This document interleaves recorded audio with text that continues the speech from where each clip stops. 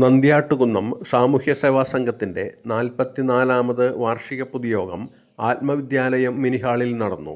President MG. ബാബുവിൻ്റെ അധ്യക്ഷതയിൽ നടന്ന യോഗത്തിൽ സെക്രട്ടറി പി. രാധാകൃഷ്ണൻ റിപ്പോർട്ട് അവതരിപ്പിച്ചു. മുനിസിപ്പൽ പ്രതിപക്ഷ നേതാവ് ടി.വി. നിതിൻ വിദ്യാഭ്യാസ പുരസ്കാരങ്ങൾ വിതരണം ചെയ്തു. MSc കമ്പ്യൂട്ടർ സയൻസിന് യൂണിവേഴ്സിറ്റിയിൽ 2ാം റാങ്ക് കിട്ടി.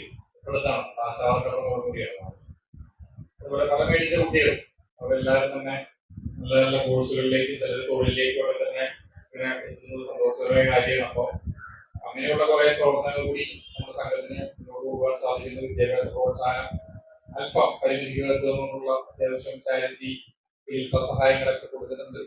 അതെല്ലാം ഭംഗിയായിട്ട് തുടരാനാവട്ടെ. ഇവിടെ വിജയമായിട്ടുള്ള വിദ്യാഭ്യാസ അവാർഡ് ഏറ്റുവാങ്ങുന്ന മുഴുവൻ അംഗകുടുംബങ്ങളിലെ കുട്ടികൾക്ക് എല്ലാവിധ ആശംസകളും പ്രവർത്തന എല്ലാവരുടെയും പേരിലുള്ള SSLC പ്ലസ് ടു ജേതാക്കൾക്കുള്ള ആശംസകൾ അറിയിച്ചുകൊണ്ട് പുറപ്പെടുവിച്ചു.